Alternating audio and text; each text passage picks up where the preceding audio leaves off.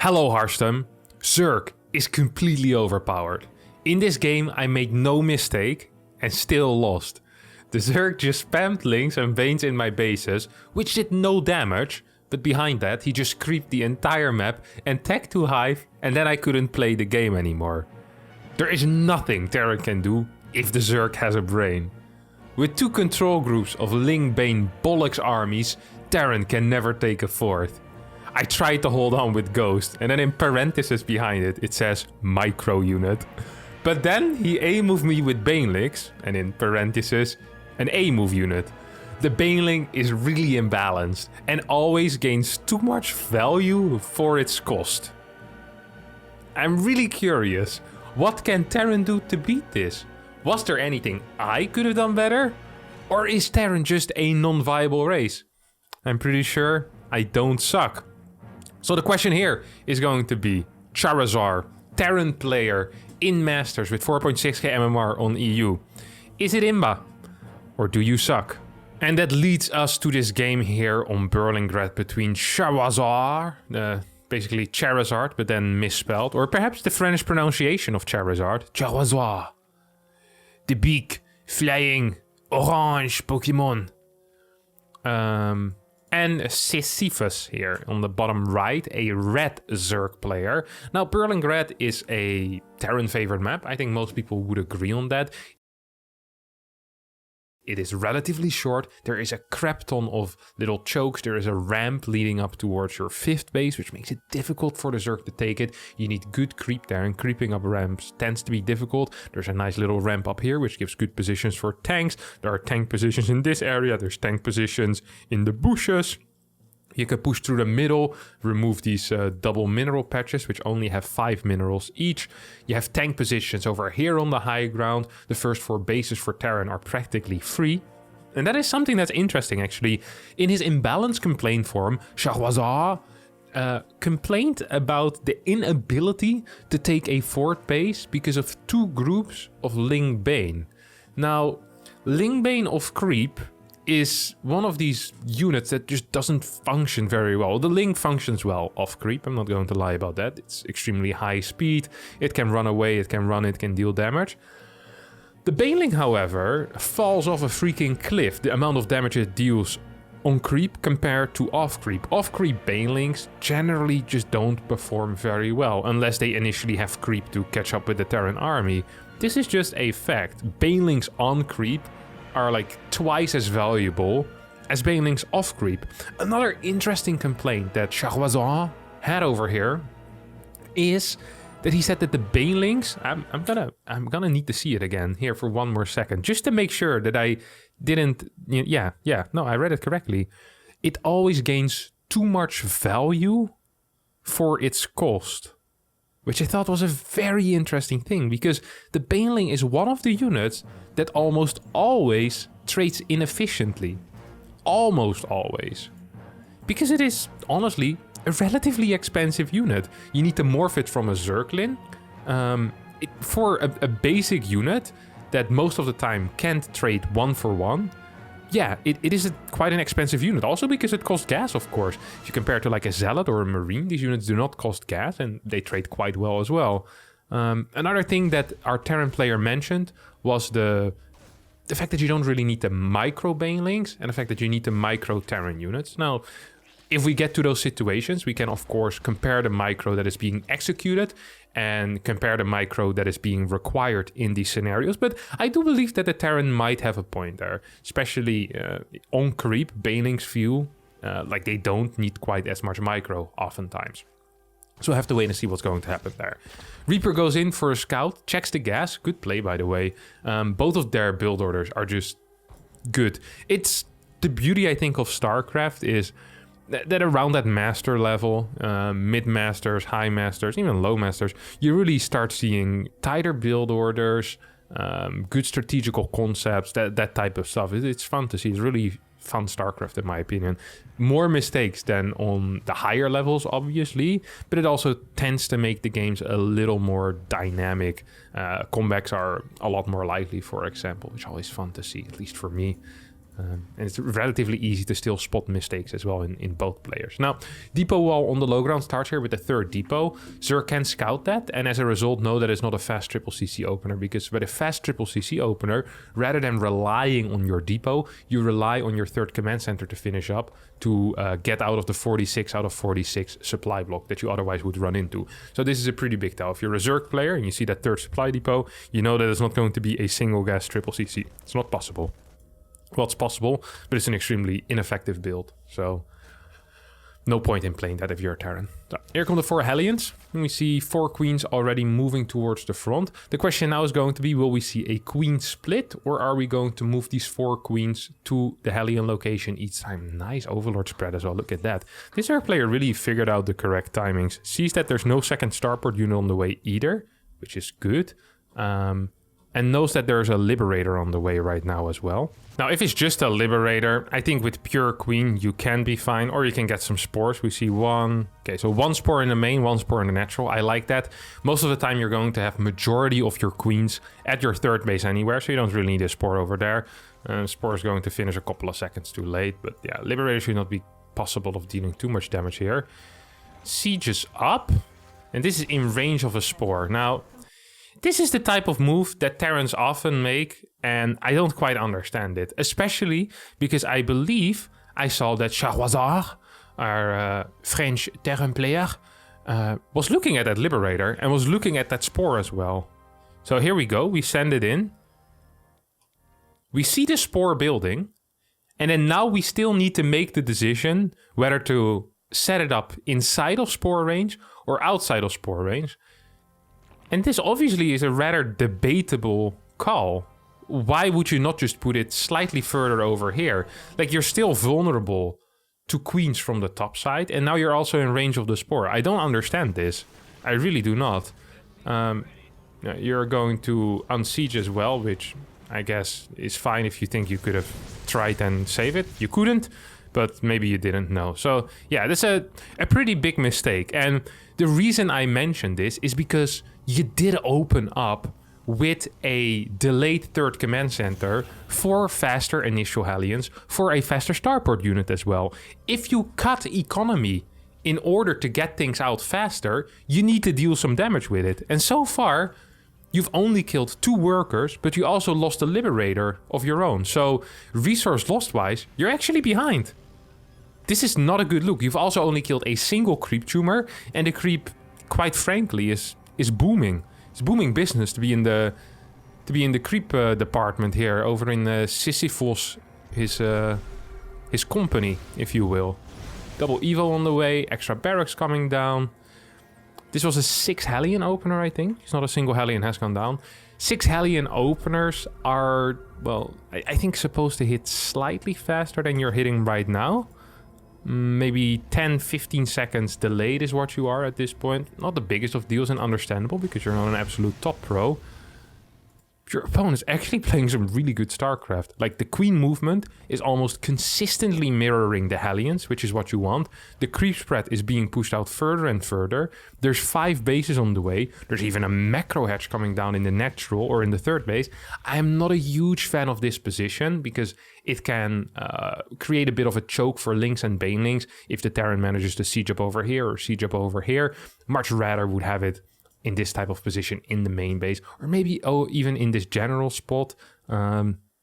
Also possible. Of course, then you run the risk, if there's a couple of tanks over here, that you have the same thing happening here with creating some type of natural choke for your Lynx and Banelings to move through. But yeah, I'm not a huge fan of this position. But macro hatch is fine. I really like it when players recognize the fact, hey, I have trouble spending my money in this matchup. Let me just get a macro hatchery. That way I can spend my money rather than floating 500-600 minerals the entire way through. This increases my production and is a good thing. 4th and 5th base being taken at the same time also is quite standard. Ling run by is already being set out on the map as well. And the creep spread here at 7 minutes it's honestly fantastic. I am very impressed by the Zerg's play so far. Worker count at 75, Baneling speed is on the way, 1-1 on the way. We have a run-by setup, we have creep being spread, we have the appropriate amount of bases, money is being spent, Banelings are being morphed in time. We have 5 Banelings here moving on in the top side as well, going in for a run by. And here comes the first push out. Now this should be capable of clearing at least a little bit of creep, so we should see a scan here, I think, to take out the creep. And maybe with some good target fire, you could also take out some other things. We're gonna move into the first point. Oh, here we go. Okay, Banelings move in, we saw it. Immediately transfers the workers. Very quick response here out of Charwazar. And that is exactly what we want as well in this type of situation. So that is perfect. So far, you haven't really made any major mistakes. Sure, your initial push was a little bit delayed, but you responded to everything in time. You haven't lost any Hellions yet. You've only lost that Liberator. But, this is the but, you haven't dealt any damage either. And you opened up with a 2-base opener with 6 Hellions, fast delayed third command center, so basically a 2-base opener, into 6 Hellions and a single starport unit, fast Marines, and so far, you have killed nothing. You've killed 3 Banelings and 2 Lings. That this is not good enough. If you are investing heavily into your early game, you need to do something with your early game. Otherwise, you're just going to end up behind. And that is just what happened here. And it feels like you haven't made any mistakes. And you really haven't made any large mistakes where you mess up, or you walk your entire army into Banelings. But that doesn't matter. Right now, at this level, at Masters, you also need to do something. Not messing up isn't good enough anymore. You also actually need to create good moves. And I think this is something you're not quite understanding, because you're like, okay, well, if I just sit at home and I don't make any mistakes, life seems pretty okay for me. And I mean, sure, this is fine, but you're going to have a good time against this type of run by as well, most likely. But you're giving the opponent so much space, and the one thing you can do against Zerg is giving the opponent space. Because if you give your opponent space, the creep is going to continue spreading, the drone count can continue rising, Infestation Pit will get thrown down, there will be quick hive tech, Hydra den, more Banelings will be created as well, and it will be really easy for Zerg to set up any potential run-bys too.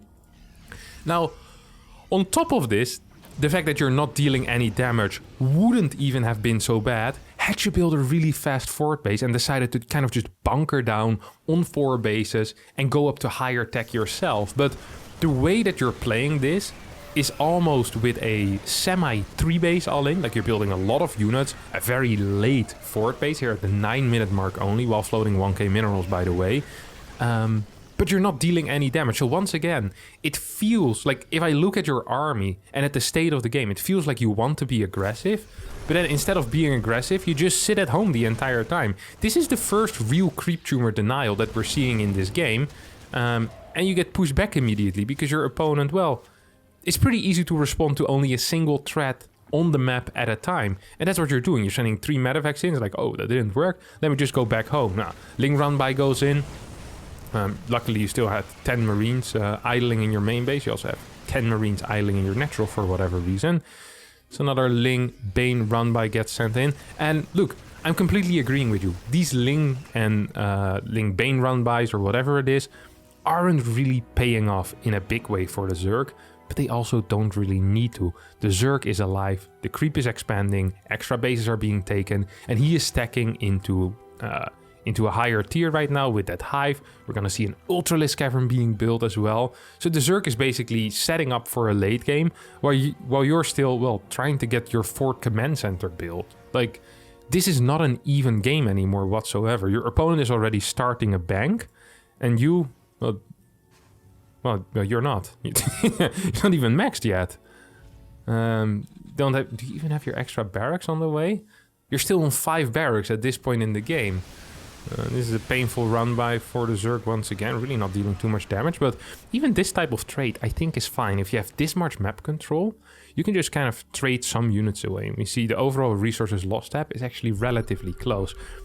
And that was the thing that I found really funny in your imbalanced complaint form, of course, is that you mentioned that the Baneling has way too much value. And I think the Baneling, it almost always trades cost inefficiently, but because Zerg usually has more money, that is okay. And that is the case here, except this time around, well, the Zerg actually is trading somewhat well as well.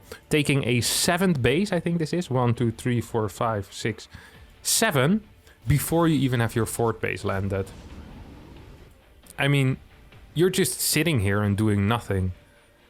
I think this is the issue with you. This is what the issue is. Listen to this.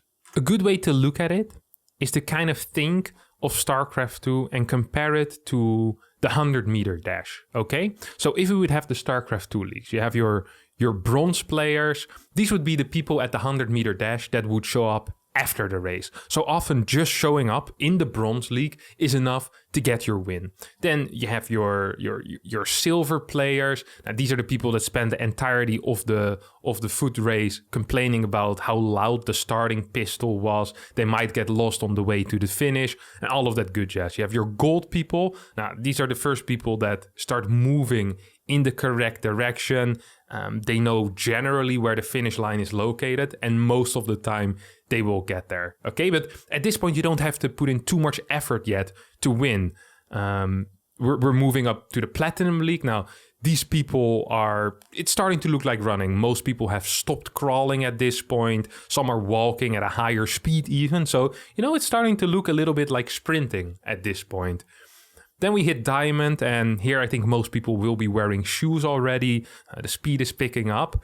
But you, my friend, are in none of these leagues. You've passed these already. You've passed the bar of each of these individual leagues. You now are in Masters, and here people show up in time. They wear their shoes. They know the rules of the game. And it's the same in StarCraft 2. Just showing up, sitting back, and waiting for your opponent to mess up massively it's just not going to happen that much anymore. You need to force mistakes out of your opponent, and you're not doing that. Sure, you're not making that many mistakes yourself. Well, delayed forward base, your initial liberator is a bit so-so.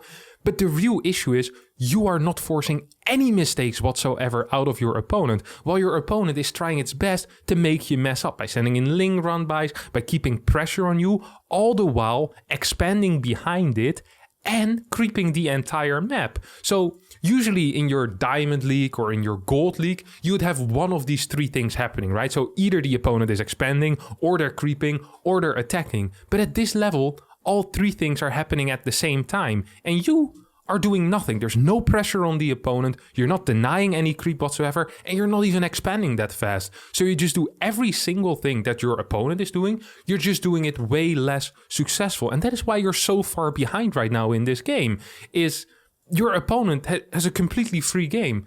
He's not being obstructed whatsoever, and you're just going to finish, well, if it was a 100-meter dash, 5-6 seconds later than your opponent. And let me tell you, 100-meter dash, 5-6 seconds is a lot. I know. It really is a lot. It feels like a lifetime if you're the guy that is 6 seconds late. We once had to run these things for high school, and we had one kid that used to run for fun, in his free time as well. It was actually ridiculous, and it was depressing to have to run against him. So I can kind of feel what you're feeling in this game as well. I understand that this isn't fun. You set up for a forward base, you absolutely blasted. Like, he was ready to pounce on this. This Zerg's game plan is just to pounce on your forward base when you try to take it, to trade somewhat inefficiently, but it doesn't matter because he's outmining you in such a big way. Resources, this is even still pretty good trades, honestly, for a Zerg. Like, Zerg has a difficult time trading well. They really, really do. You added your extra barracks, and you're adding a 5th command center as well at this point. But you're still not really putting in any... Look at this, adding liberators at this one. You're just completely turtling up. And I'm all for turtling up if it's a bad situation. But if you're turtling up, you'll need a faster forward base. You need to take a faster 5th as well in order to get that eco. You can't turtle up on bad eco, because then your opponent can continuously throw units at you, trade poorly, and still win. And that's honestly kind of what's happening here. You pick up your units, interesting call. Every single tank is going to get taken out as well. There's a lot of tanks in this army though. I also find it kind of funny that you were talking about micro, while literally the only micro you do is just running away from units. It's not like you're splitting and trying to maximize your damage output out of your marines. Like, take a look at that last fight here. Like, this is not a Terran army that is, splitting into little chokes and trying to find ways to maximize the marine output. At this point, you're literally just running. You shoot like twice, And that's it. But there's no splits, nothing moving behind the wall, nothing to the side. You're not forcing Banelings to explode onto single or, double Marines. Like, you're just literally running your entire chunk. And every now and again, a Baneling hits and you lose like, well, what is it? 5, 6, 10 supply. Resources lost is actually even. So saying that the Baneling has, it kills too much for what it cost, too much value for its cost, is not actually true. Of that, you lose your command center as well. So this has just been a terrible sequence of events. And at the same time, your opponent has the creep in your face. You have taken out 20 creep tumors in total in a 13-minute game. And like I said, this would be fine in the Diamond League. This would be fine in the Platinum or Gold, Silver or Bronze. But in this league, that is not okay anymore. Because right now there's 86 creep tumors on the map already. And I don't think that number is going to get lower anytime soon. Your opponent also figured out that you can just continuously be building more and more Banelings to just burst this position. As long as you don't have a fort base, there's no real reason to panic because, well, he's taking his 8th base. Oh, and I love this move, by the way. Look at that. Taking the base closer to the Terran to try and mine it faster. Sisyphus has a real game plan and is also using it relatively well. So it just forces another liftoff, makes sure that no planetary can be built here. It's not a super efficient trade, but it doesn't really matter. Good run-bys as well, even saving these units. Man, this is better than the average Protoss controls their Zealot run-bys. Average Protoss on the pro level. It's actually pretty cool. Almost feels like this Sisyphus is in like a different league. I don't want to say he's smurfing, but he's definitely outclassing you. That's how bad this looks, is that I'm considering this smurfing. He's really just playing a fabulous game at this point. I'm not even quite sure why you're still in the game. Like, you've lost at this point, but you're still holding on to your rules from back in the day. You know, as long as I don't die, I still have a chance. My opponent is going to attack into me at some point and will completely ruin it because everyone else is idiots. I'm smart and I can defend everything. And actually, your opponent does attack into you. But look at that. Look at the amount of constraint that this Zerg is using. It would be so easy here. Imagine being this Zerg. I'd feel like the Zerg here would have a more of a justification to write an imbalanced complaint for him. Like, hey, how's it possible that Terran, after doing absolutely nothing all game, not being capable of landing a fort base while I'm taking my 8 on his side of the map, having the entire map covered in creep, how is it possible that I'm not capable of killing my opponent yet? Why does this guy believe at this level that he should stay in? Like, isn't that imbalance? The fact that Terrans believe that they can win a game like this, that is the real imbalance. And I'd be a lot more sympathetic with that type of complaint because that does feel a little bit ridiculous. Oh my god. How is this even possible? This is off creep, you have tanks behind you. How do you lose 12 Marines to 6 Banelings while fighting with your entire army against like 1/3 of your opponent's army? Good lord. Honestly, the Zerg has been controlling the last 2 fights a little bit less well, but still is in a completely fine position. Now that Terran finally gets a planetary up, still a base in the main base that hasn't been morphed into anything. Could turn into an orbital, could turn into a planetary as well. So a couple of creep tumors getting denied right now. You're not sending out a single drop. You're not sending out, basically you could also maybe just nuke something. Just any type of pressure to the opponent would be huge. Ling run by on the right side. I just love this. Just setting in a single and checking, hey, can I attack over here? No, I can't. Can I attack on the left side? No, I can't. This is a 9th base being taken right now. So we're currently working 9 base against, well, 3, because this base isn't even there anymore. 87 workers, Greater Spire on the way, burrow, range. Literally everything is being built at this point. More ultras as well. And yet you're still staying in the game. You actually still are staying in the game. 6 mines, 13 ghosts, 6 marauders. I think your army, honestly, isn't even that bad. And if you can survive on an army like this, and you would have had maybe 4 or 5 extra command centers, and your opponent wouldn't have the entire map in creep, and this base wouldn't be here, and this base wouldn't be here, and your opponent wasn't maxed, and wouldn't have 2.5k minerals in the bank, you probably still would have a chance. So what I'm trying to say is that If your opponent would go AFK in the next 3 minutes, you destroy his army entirely while your opponent is AFK, I think it would be about even. And we'd have a real fighting chance. This could potentially be a good fight. Ooh, good splits there on the Banes, man. Why does... Poof! I want to see those splits again. Well, Planetary gets taken out. Look at these Bane splits. Look at this.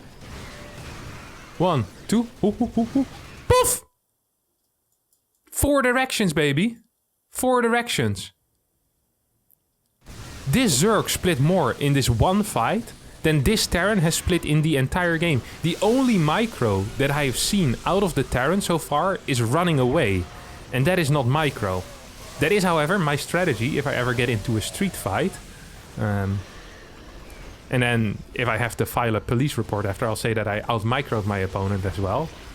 Sir, you say you out-microed your opponent? Could you define that? Well, I ran at full speed. I learned that from Shahwazar. I'll probably get kicked out of the police station. But, yeah, this... It's actually kind of funny that you talk about Ghost being a micro unit. And I see you. Look at this. Look at this. I can remove everything here. Everything is selected in a single control group. Look at that. Is the mine in there as well? Yep, mine is in there as well. Medevacs, mine, Ghost, Marine, Marauder. A very diverse army that requires separate control. But you put everything in one group and then just run it back anyway. If you were to put everything in one group so it makes it easier for you to split, I would understand that. But you move this group as one unit and just micro it away from the fight. So yeah, a little bit debatable to call your opponent out on not microing. Well, I've actually seen some pretty decent splits, dodging mines, in general just calling the fights correctly, what needs to be done. Don't forget that when Zerg engages into a fight with their army, they don't know what's behind it. And that is often the scary part as a Zerg player in this matchup. You don't know if there's 5 tanks or 7 mines up there still. It's just a really, really scary thing. Poof. Trigger some of these mines. Here we go with another fight. Planetary on the left side must have been taken out like 3 times as well at this point. Oh, a couple of these Links and Banes being sent in ahead of the army, trying to clear lines of mines, just like the mine defense. Doing a pretty decent job at that. Honestly, I think the control of the Zerg is actually quite good. I also think the macro of the Zerg is quite good. I think the Zerg is what, on 10 bases now or so? This base being built, yeah, that's going to be the 10th base. So it's 10 base against 4. And the entire map is covered in creep. And look at these ghosts. They're gonna get taken out. No splits, no splits. Still running, still running, still running. Even... Look at this. Splitting off these Banelings towards the bottom side here to make sure that not everything gets caught by mines. Anticipating what's going to happen in the future. Freaking Nostradamus over here with the calls, man. This Zerg is fantastic. There's no way this Zerg is this level. He's just completely outplaying Charizard in this game. It's actually insane. Charizard, by the way, still staying in the game, despite, you know, not bothered by the fact that he is down. Well, actually, let's count the mining bases at this point. We'll count this as not a mining base, and we'll count this as half a mining base. So that is half a mining base against, well, 2... but potentially, actually, every single base on the map right now could potentially still be mining. And a lot of them are mining. It's like literally 6 base mining or so. And it has been like this for a long time. Overall, the resources lost step, by the way. The one thing that the Terran complained about was the cost of the Baneling. The cost compared to the value of the Baneling. This is the one thing he complained about. And this is the one thing he actually is ahead in. Is in the units lost. Our Terran player lost less units, at least resource-wise, than the Zerg, and also probably in actual unit numbers, because Links are very small and only half supply. So this probably is, well, once again the final fight. I feel like I've been looking at final fights for the past 10 minutes already, and just waiting for Charizard to also realize that it's the final fight. So, my friend, the troops... No GG. Okay, I dig it. So it actually was the final fight this time. Leaves without a GG.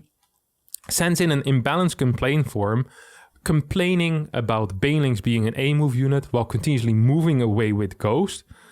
This is an unbelievable imbalanced complaint form.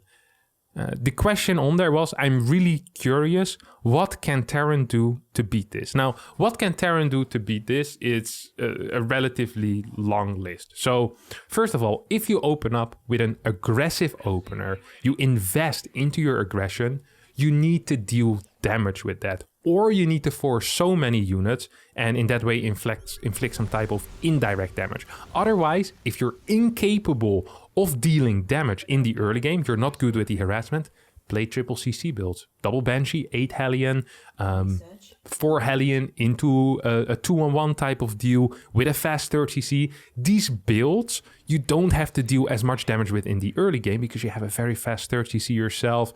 You're going to be able to also get a quick 4th CC with that, and then you can really turtle up on these 4 bases. If that is your playstyle, you should be switching up your build order. If your playstyle is to be really aggressive, your opener and your follow-up make some sense. But if you don't know how to use Hellions aggressively and your plan is to sit back and do nothing, then sit back and do nothing, but do it on a better economy as well. What else is there that Terran can do to beat this? Well, you could consider splitting your units. You could consider getting mines a little bit faster as well. Sensor towers are good to know where the army is coming from. Do I actually need to continue going on? Targeting with your mines could be useful as well. Targeting with your tanks, I haven't really seen that either. Most of the time the tanks were just shooting at links rather than at Banelings. Like, there's literally an infinite amount of things that you could have done better. You could every now and then move on the map to try and deny some active creep tumors. I actually think that literally everything that Terran can do could have been done better in this game. You did nothing even remotely close to a high level. And your opponent was actually of a high level. You played against an opponent that knew how to tie his shoelaces, that knew how to run. He ran fast, he finished that 100-meter dash in 10 seconds. And you, my friend, you got lost midway through and still looking for the finish line. That is an issue. That has nothing to do with Terran. That has nothing to do with Zerg. No, my friend, you just suck. That's the hard reality. All right. That's going to be it for me today. Thanks everyone so much for watching this episode of Is It Imba or Do I Suck? Do you think that you found some real imbalance and you believe that you finally have me bested? Make sure to send in your own imbalance complaint form. In the description there's a link to a Google form or whatever it's called. Fill in your replay, your information, and maybe next week you will be the one who gets judged. And don't we all want that in life? Being judged. Thanks so much for watching. Subscribe, like, and bye-bye.